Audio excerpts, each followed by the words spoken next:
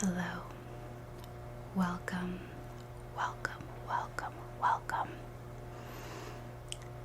welcome to my latest book reads video. These are books that I have read in the last 2-ish months. So, I'm not reading too much, although I've read about 9 books in the last 60 days, so that's almost like a book per week, which is not bad. It's actually much more than I thought I would read. So, all that to say, I am happy that you're here with me to check out the books I read and what I thought about them. And yeah, without further ado, let's hop in. Before that, really quickly, it's been a warm day where I live, and so you're hearing probably a fan humming sound in the background. That's my neighbor's AC unit, and it's very loud this time of year. So that's so fun. Hopefully it can be more like white noise, but I hope it's not too distracting. So that being said, okay, we can go ahead and hop right. Alright, so I have everything I need around me, including my Goodreads. If you would like to follow me on Goodreads, I will link it below for you, so we can just see what we're reading. Although you might get, obviously the heads up on what I'm reading, but I'll still make these videos because I honestly enjoy reading so much, and I feel like Goodreads and like actually having some kind of goal really helps me read a bit more. Although I will say there is this pressure to read very quickly, which I feel like I might have pushed myself too much in the last few months, and I really want to actually slow down a little bit. So I want to just like savor and enjoy the books I'm reading rather than feel like I need to fit some kind of quota. Otherwise it doesn't feel very fun for me. So I've recently decided to just slow down just a little bit. I still want to keep reading consistently, but I'm not pressuring myself to finish a book like within a few days or over my weekends, because life happens and I want to be able to enjoy other things in my life as well. So and I work full time, so it's just a lot to try and like read a lot when I'm juggling other things. That being said, obviously we can all prioritize our time however we want, but I just felt like I was pushing myself a little too much. So here's an encouragement for you to take it easy and, savor what you're reading. Don't feel like you need to read it for the sake of just like finishing something. Try and enjoy it while you are in the midst of it.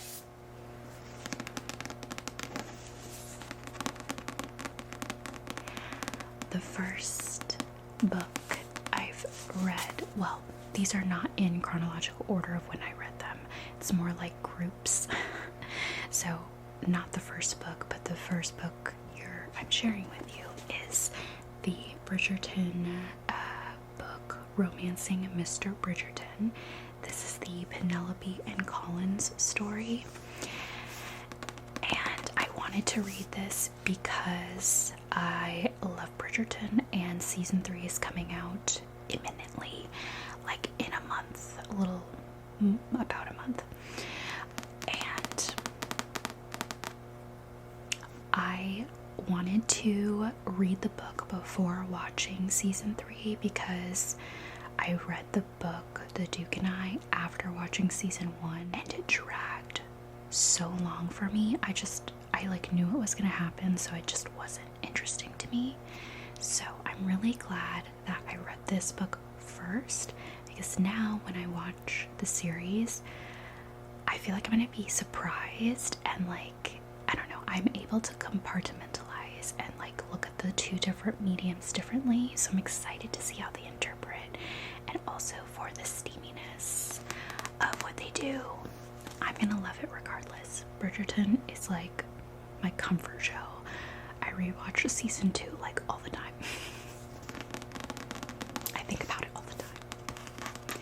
And I heard that the Bridgerton experience is going to be doing its tour again. I don't know where, but I am 100% going to try and go to a show. Like, absolutely. I did not go the last few times they did it, and I absolutely want to go. Even if I have to go by myself, I'm gonna go. So, Penelope and Colin's story. Obviously this series follows each of the Bridgerton siblings and their love stories, so you can kind of read them out of order if you want. I technically did that. I did not read the second book, or third, or whatever. I don't know which number this one is, but I knew that I wanted to read it before Bridgerton season 3 came out, and I did, and I enjoyed it. Like, I didn't feel like the other storylines distracted me because they weren't very prominent at all in this book, I felt. So, really enjoyed it. I feel like because I saw the show, it sort of informed me of how to feel about these characters. I gave this book a 4, and it's mostly because I already knew the characters from the show and I'm like excited about it. I think if I had picked this up without having seen the TV show, I probably would have given it more like a 3.5. It is really romantical. That's not a word. It's just like such a fun book, so I rate how things make me feel. I don't feel like the writing was, awful or anything. Like, it was good and well paced, probably better paced than The Duke and I, honestly. But again, I'm biased because I love the show and I feel like it sort of has conditioned me to feel a certain way about the characters. So I've given this a 4. And yeah, I really enjoyed it. I got through it quickly, and it was kind of nice, I think, because I didn't know what was going to happen in the book. That helped me keep reading because I was interested in what would happen next, and it was actually not quite what I expected. So again, very excited to see the show and how they interpret it. So love it. Let me know if you're a Bridgerton fan, because I am certainly one, and I just love everything about it. The music, the costumes. We just need more shows that are Regency and like period style, you know what I'm saying? Like, can't get enough of it. I love it so much. Alright, so that is one of the first books. Now let's move on to the next book. If you know, you know. This was an amazing book. What the River Knows by Isabel Ibanez. It's part of a series, so there is another one coming out later this year. I gave this 5 stars. It's so good. I ranted about how much I loved this book in my last vlog I posted, so you could probably listen to that, or you've probably seen that. But if you haven't, I will take a minute to tell you how I feel. The story is basically, I call it like a dupe of the Mummy movie with Brendan Fraser and Rachel Weisz. It's not the exact same story, but it's based on I think the dupe of the characters, the love interests, and oh my gosh, it was so good.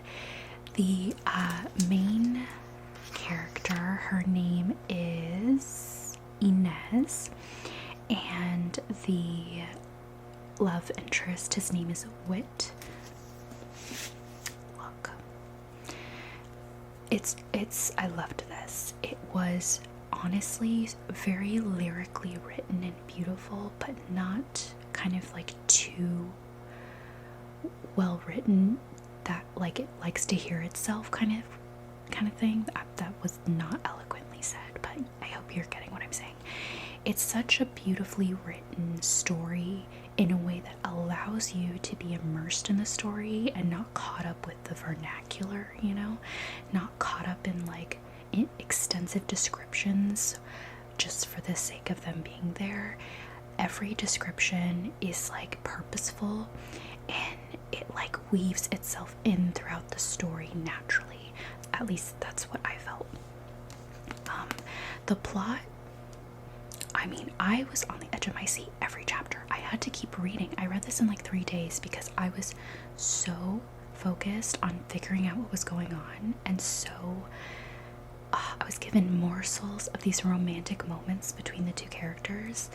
I just wanted to keep going. I felt excited and adventurous, and it was just all around like a very interesting plot and kept me on the edge of my seat. So it's about a girl, Inez, who basically goes to Egypt in search of what, you know, the source of why her parents have mysteriously disappeared / have been murdered. So it's kind of like a mystery in that sense, very like Death on the Nile, like whodunit kind of thing. Along the way, you know, she's trying to meet up with her uncle, who's like the last person to see her parents, and his assistant / security guy. His name is Wit, and this love interest, this love dynamic is exactly what I love when it comes to characters who are like enemies to lovers. You know, it's just like a really good dynamic that I just love so much. So if you love the movie The Mummy, I guarantee you would like this. Obviously it depends on the writing styles you like and all that jazz. I personally felt like it was beautiful and done well, enough balanced with the plot. And yeah, it was just like, I was like, what's going on? And there was so many twists that I was like, oh, it wasn't overwhelming. It was just like, what? So yeah, I gave it a 5 stars. It was a tough call because at the very end, there was a cliffhanger and it almost dropped a star. But I am holding faith in this writer that she will pull through in the next book. So it's a 5 until I read the next book, and then I'll decide if it's truly a 5. But for now, the way it made me feel, it was amazing. I gave it a 5. So that is What the River Knows. So next we have Wildfire. This is by Hannah Grace, who wrote Icebreaker. I like her as a writer. This is the second book I've read, and she's coming out with a third one, and they're again based on like different characters in the same group. So I do recommend reading in the order though for this series, just because it makes more sense. But again, it's not like required. So Wildfire was a fun like summer camp type read. When it comes to this writer, I'm looking at my Goodreads to see what I gave it. Okay. When it comes to Hannah Grace, she is so funny. Like, I laugh out loud with a lot of what she writes, and the way she writes characters, dialogue, and how they interact with each other. I just feel like every character is this living, breathing person that I can easily imagine. And it's funny because there's a lot of characters, but for some reason they feel very unique, each one, and I can easily understand who is who, you know. It's just, it works, and I felt really, I don't know, this sense of comfort reading the second book because I recognized these elements in her first book of the series, Icebreaker, and she just makes them so lovable. I love the main guy character, Russ. I think it's Russ. And then the girl's name is Aurora / Rory. I think he's just such a golden retriever, but like done well, you know what I'm saying? And she's there. She's good. She's fine.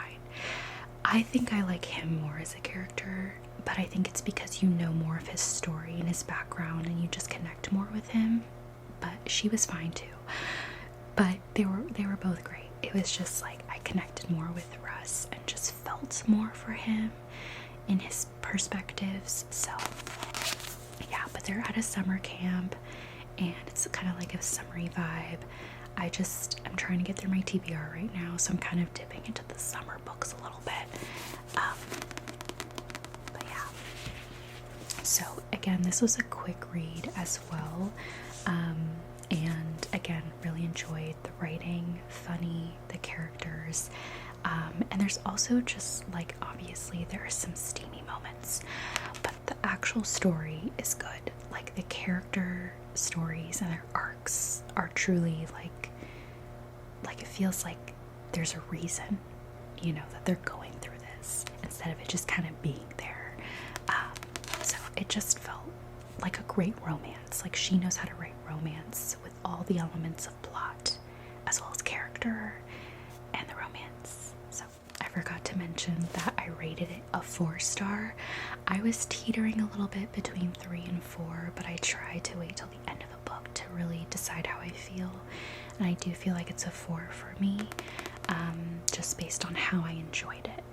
So I really do hand out high ratings often. I mean, most of the books I like, I'm like, it's a 4.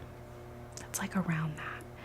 If it's really great, it's a 5. If it's a 3, it's kind of was a little bit more disappointing, honestly. It was okay, but 3 to me is like slightly more disappointing, or on average. And then 2 and below that is like, I did not like it at all. The next book is Love Theoretically by Ali Hazelwood, another author, romance author that I love. Her writing, again, romance, plot, characters, all woven very well together, and the steamy parts as well. It's just, you know that they like, I don't know, made it well-rounded.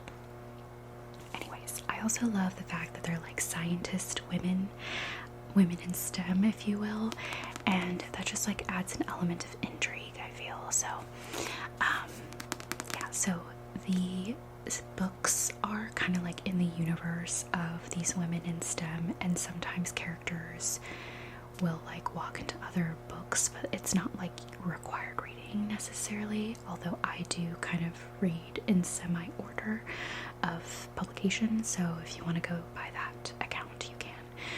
So this is Love Theoretically, and it's about a woman named Elsie, and she's trying to get a job at a specific university, I believe, as like a researcher kind of thing. Anyways, because she currently has like a deadbeat job, or like she currently has a job that's just not well paid as like an adjunct professor, etc. Anyways, she has like a semi-enemies to lover with Jack, who is essentially like over the department she's trying to get a job in. He like oversees it. Anyways, it's a really good just like story. I don't think it's my most favorite of her books. It definitely is good. For me, it's definitely between a 3.5 and a 4. I gave it a 4 on Goodreads. You can't do decimal reviews, which is very annoying. So I gave it a 4, rounded up a little bit. But I definitely think it's between a 3.5 and a 4. And mostly because there were certain things about the dynamic where I feel like the potential was there for some really good romantic moments, and it kind of just wasn't as intense as I wanted it to be. It just wasn't, I don't know, I was like, okay. It's not like it needed to be any like weirder in that sense, but it just wasn't like, I don't know, it was kind of lackluster in the romantic moments sometimes. But I loved the characters, you know, the build up, so it kind of was annoying that it fell flat just a little bit for me. But it could have been also when I was reading it, I don't know, like I was reading something else that was a bit more interesting at the time, so I still gave it like a 4, but if I had to look back, it was really like a 3.5 to a 4. So I still enjoyed reading it for sure. And I love Ali Hazelwood, and I do believe she's also coming out with another book very soon. I love it. I love that so many of my recent reads, like the author is coming out with their newest book this year, so I'm really excited.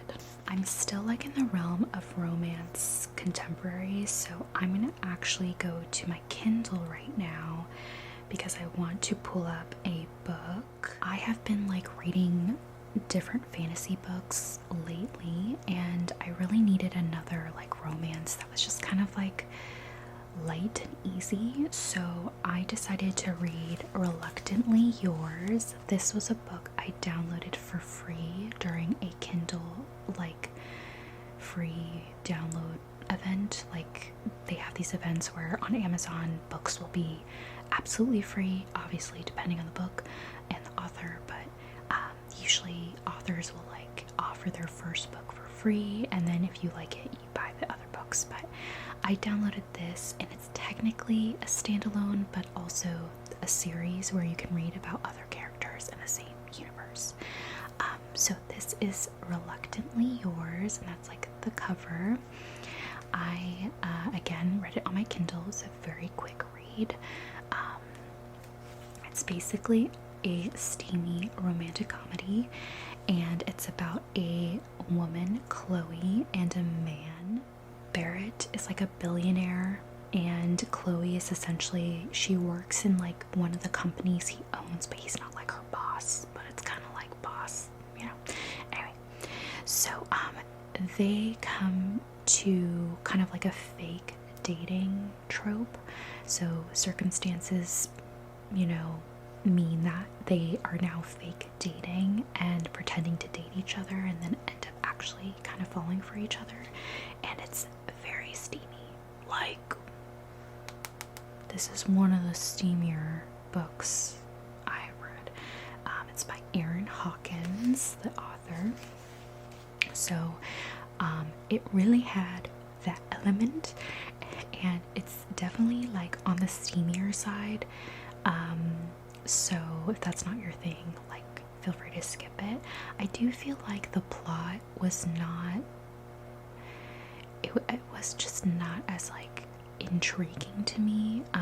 So the romantic parts were great, but the other parts just felt like a little, I don't know, like I didn't understand certain reasonings for certain character like reactions. I felt like the characters were well rounded. I just felt like there were some things where I'm like, would they react that way? Like, I don't know if that's something that I would, I don't know, maybe I just like have a different opinion. So I do think the plot was just like not, if you can imagine like the plot of like a Hallmark movie, but it's actually R-rated, that's kind of how this story reads. It's like a Hallmark movie, but with like the steamy part. So that's a really weird way of putting that, but that's just like how I imagine, you know, this story playing out. Like I kept imagining like a Hallmark Lifetime movie in my head, but then like, you know, it was like all of a sudden rated R or more than that. So it was still fun. It was still a fun read. What did I rate it? Okay. I'm a terrible rater. Honestly, it was like a 3.75. Again, I rounded up to like a 4. I just like can't deal with a lot of 3-star ratings. I don't know. I just like don't feel good about myself. Not because I like want to avoid hurting anyone's feelings, but because at the time it felt like a 4. But if I look back deeply, it might be a little lower. Just so you know though, I did not expect the plot to be like, wow, I was really just like thrown for a loop.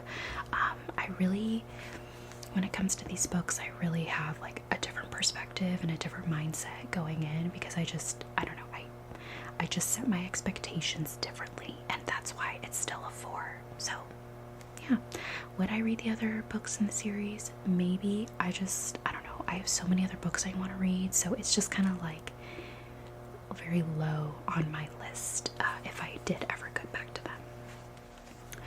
Alright, so another book that I read that now is starting to go into like fantasy books that I've read is Wolf Gone Wild, and this is actually a book I read for a book club that I am now a part of locally.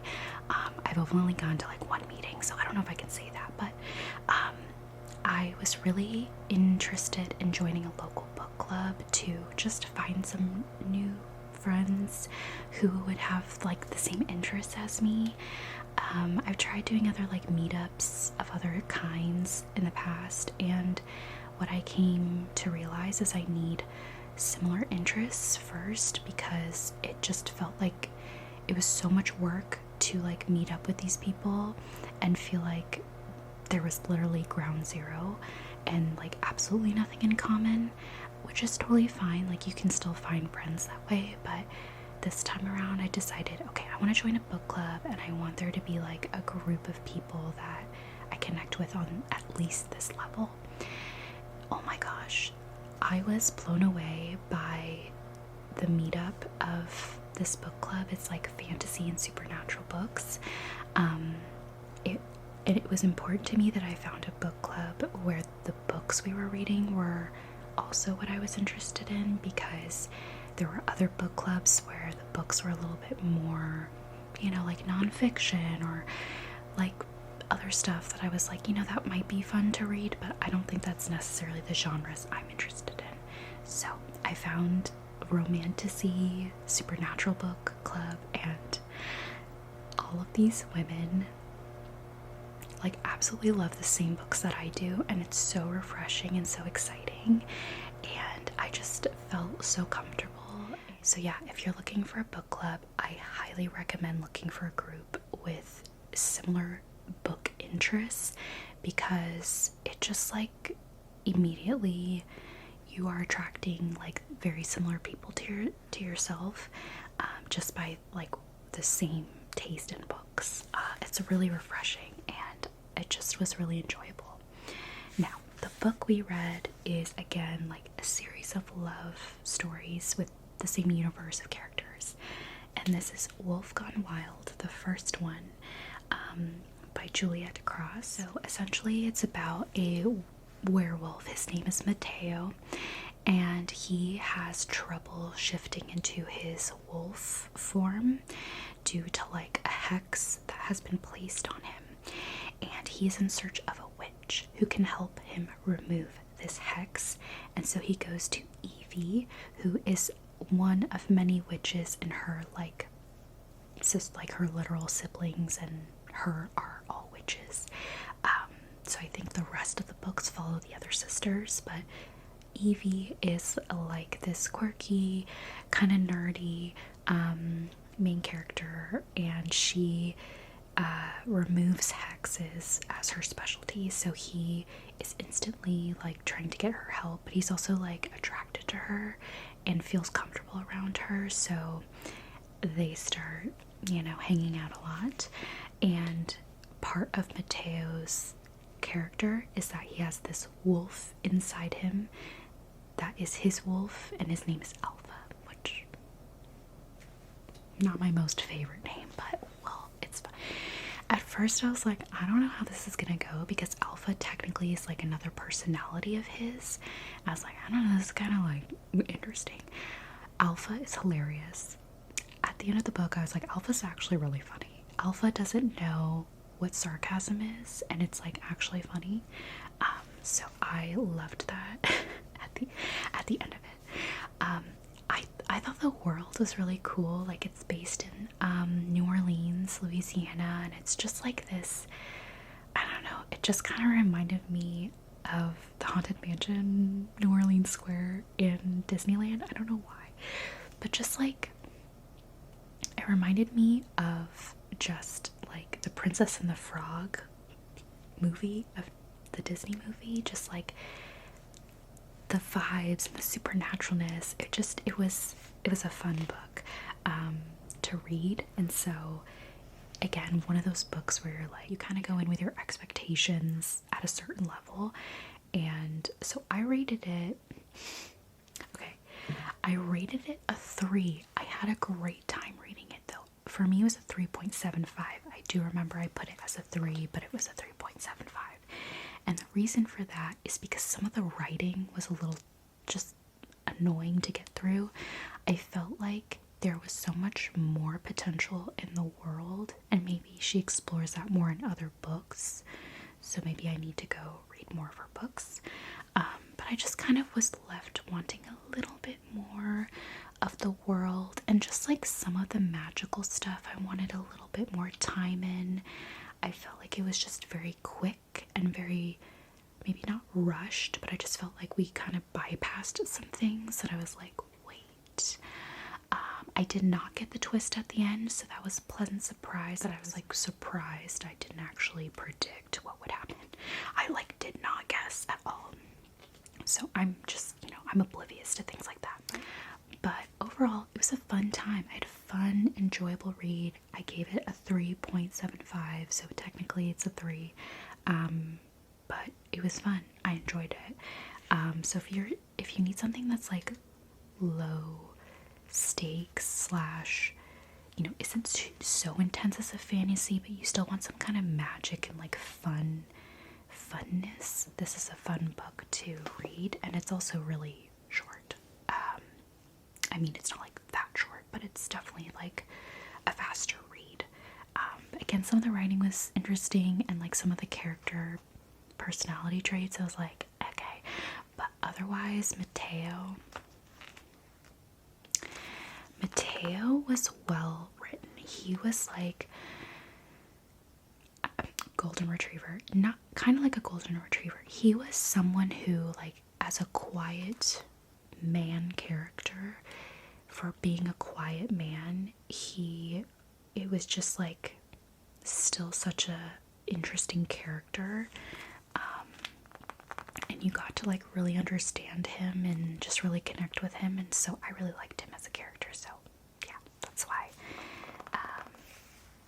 I liked him. I just felt like he was well done.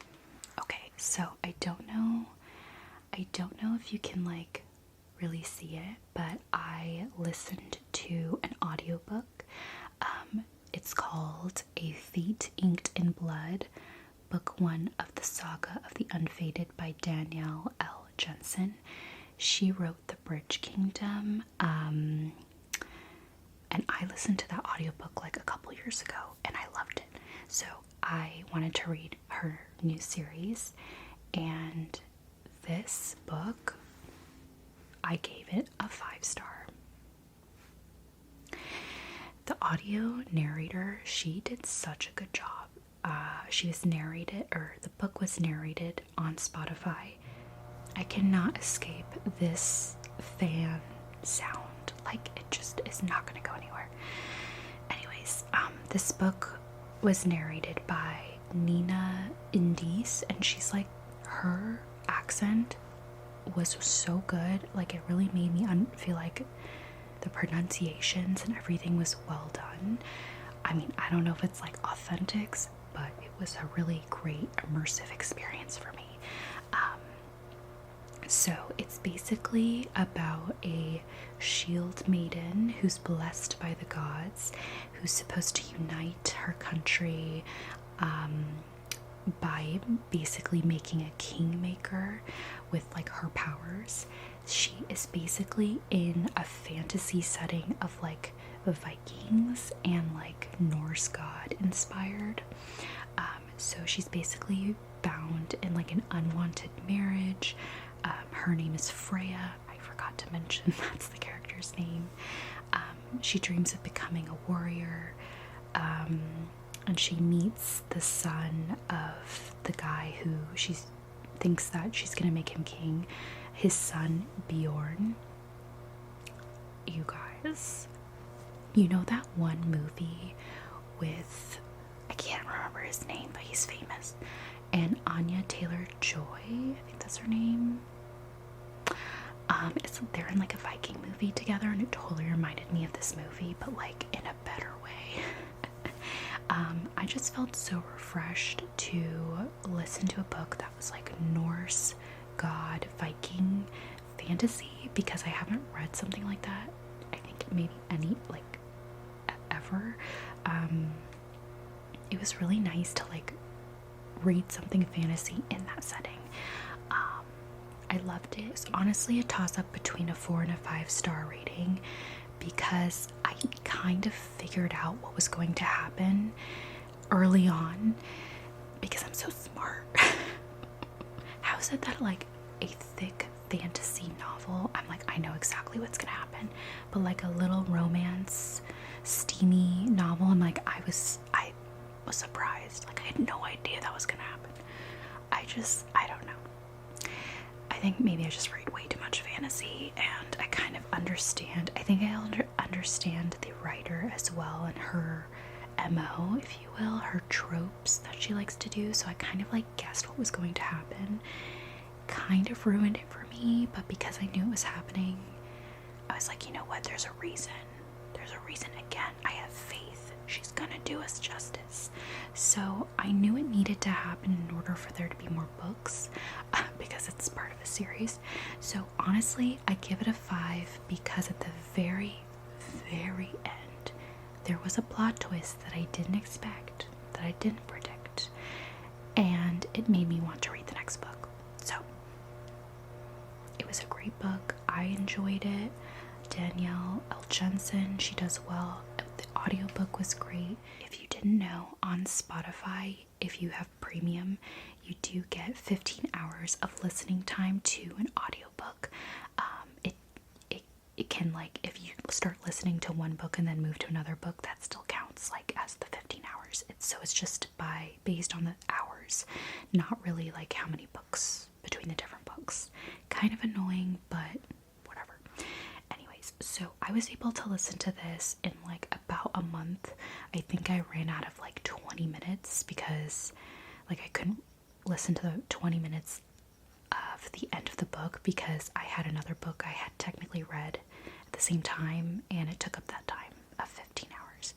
So but I love that I kind of get like a free audiobook every month, because I'm paying for Spotify. I automatically also get like technically one free audiobook. So that is a tidbit for you. If you have Spotify, you probably already have it available to you if you have premium, and you can purchase additional hours to read or listen to more audiobooks, but I'm like, I don't really think I go that quickly through them. So unless I really wanted to pay extra, I would, but I don't think that's for me.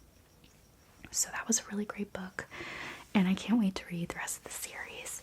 I might actually buy the physical book too, because I feel like I would love to reread it in the physical version. I don't know. I love when a book, like the scenes are stuck with me vividly.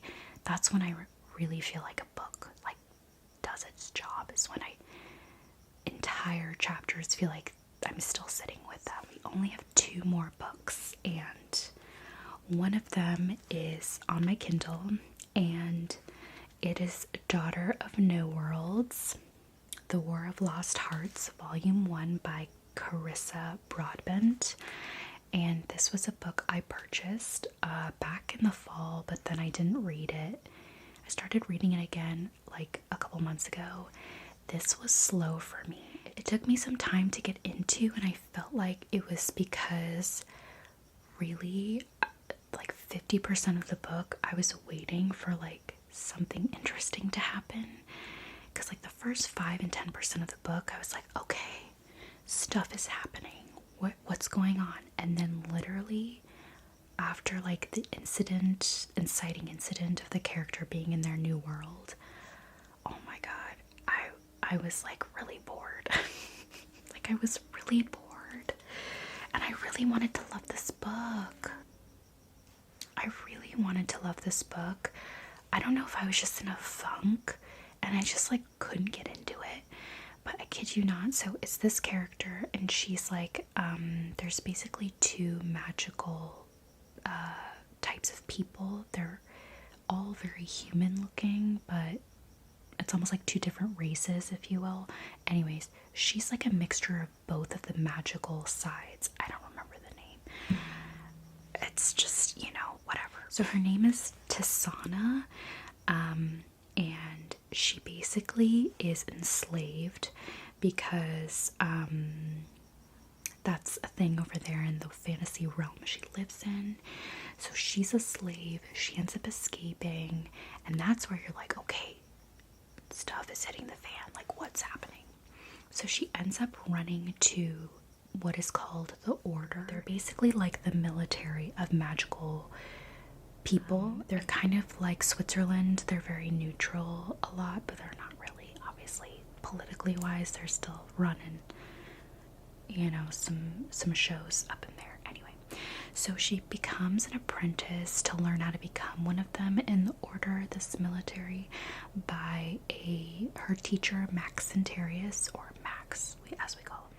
So the love interests are Max and Tisana, and Max is basically like her teacher. So she's like literally spending, I kid you not, like 60% of the book training to learn her powers, and it is probably the most boring training I've ever read. Like, she somehow spends all this time learning nothing very interesting.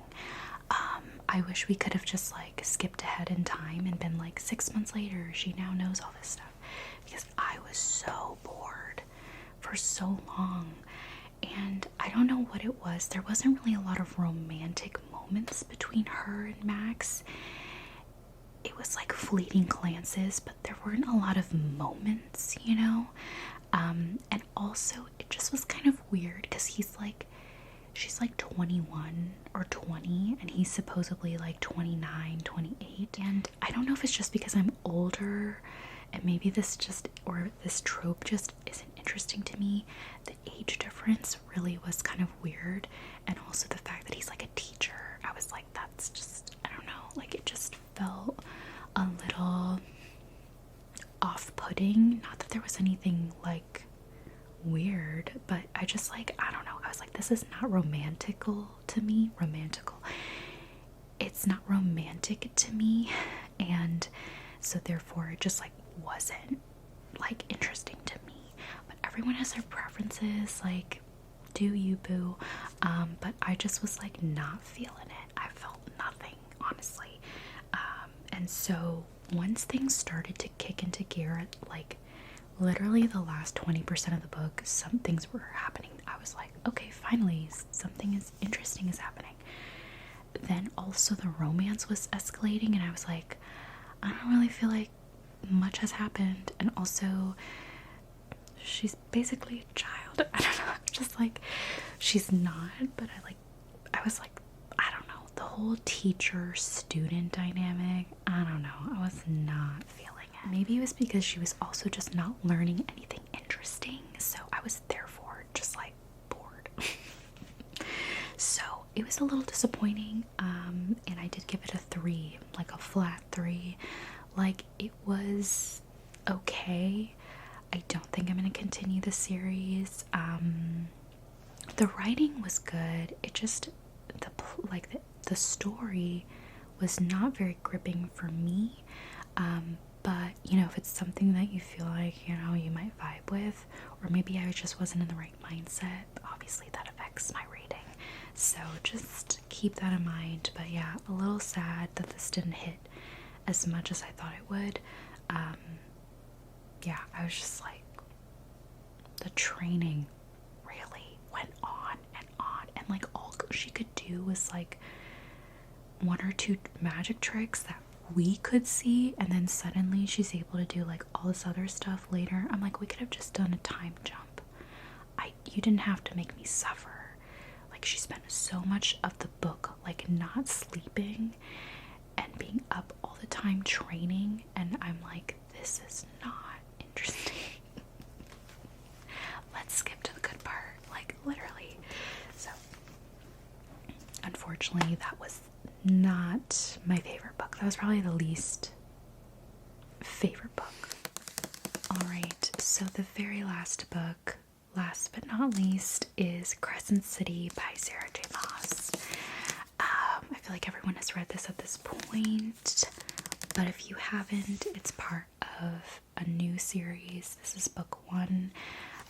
It follows Bryce Quinlan, our leading lady, and she and Hunt Athalar are kind of like enemies to lovers.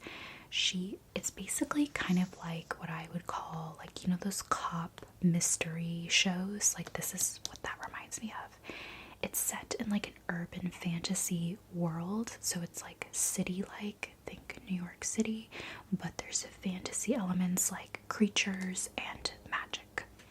As you can see, it's a very thick book, and this took me like a full month to get through, like 3 solid weeks, if not maybe a little more.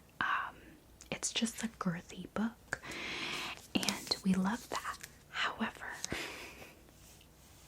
I love the setting. Well, I learned to love the setting. I do feel like there's just so much you're processing, and therefore it just impacts kind of the strength and energy that you have to continue reading. That being said, I really like the characters. I like their stories. I was interested and I was wanting to see how things turned out. The interesting parts really picked up like the last 20, like literally the last 200 pages, which is kind of Sarah J. Maas's thing. But I do wish that there was more of that at the earlier start of the book. It could have just been a little shorter. Maybe that's really what it could have come down to. Yeah, it just felt so long. Like, it could have just been 200 pages less, and I would have enjoyed it, even maybe just as much. There was a part in the book where, like, the twist towards the end really threw me, because I was like, what? It was such a long book that I think I did not see the foreshadowing of certain things. I was like, where is this coming from? This feels so out of nowhere. I would tell you, but it would kind of give it away. But there was a plot twist where I'm like, this feels so out of left field. Like, I did not see this coming at all. Like, there was literally no hints. So it feels just honestly like uncharacteristic for that to happen to these characters. I just chalked it up to, like, I probably forgot an element of the story, like a little foreshadowing moment. It just like went over my head because I like didn't see it coming, but I also didn't see it coming and was like, oh my god, that's crazy. It was more like, I didn't see that coming. Where is that coming from? I have no idea. So that was a little bit off-putting, and that's why I've rated it a 4 out of 5. I think if that plot twist had been more cohesively brought forward or mentioned, I think it would have been more like a 5/ if it was a bit shorter, picked up the pace a little bit, it would have been a 5. The ending was really awesome. So much was happening. It was so fun. I want to read the next books, but I'm just kind of like, I'm gonna give myself time. I'm not in a rush. I took a lot of time to process all of this. It's a really great book. It was one of those things where I feel like because it took me so long to get through, I was like missing important things. So I don't know. That's kind of where I'm at. It's again still like a 4 in my eyes. And mainly because of the characters and the whole like fantasy world is super interesting, and I would love to continue reading more about it. But yeah, So, yeah, I think this would be such a cool TV show or like movie series. I love like futuristic fantasy stuff. I think that is also very refreshing, and we don't see that very often, or at least I don't read that much of it. But that is my review of Crescent City. Very beautiful covers too. Like, genuinely love how it looks. Yeah. So because I don't know when I'm gonna make another video like this, because I'm kind of slowing down my reading. I mean, those were a lot of books over the last 2 months, but my current reads are Fall of Ruin and Wrath by Jennifer Armentrout. That's the book. And this book is actually the book club I'm a part of. One of our books we're reading this month, so that is on my Kindle. I'm reading that. I have a physical book that I'm reading. I have begun Fourth Wing. Very exciting. So another fantasy. And then I do have an audiobook that I've just started, so I'm gonna go ahead and also mark that as currently reading, which technically I'm listening to it on audiobook. And the book I'm listening to on Spotify is called Dark Lover by J.R. Ward. It's the Black Dagger Brotherhood, book number 1. And this is also another book club book, and it's a series that they already started a couple months ago, so I'm catching up on the books, hopefully to attend that other meeting that they do. So I'm gonna listen to that on Spotify, because now I have like something I can listen to in the car or chores or something. I have a physical book, and I also have like a Kindle book. So all mediums are being used for book reading. You can follow along on my Goodreads if you'd like to check out more there on what I'm reading or what I'm up to. But yeah, so I hope you enjoyed this very lengthy book review. I love that it's now very quiet because the AC unit is off, but it's fine. I have to go now. I appreciate your time and spending it with me and all the books that I've read recently. I hope you are doing well, and I look forward to catching you in the next video. Until then, take care and sweet dreams.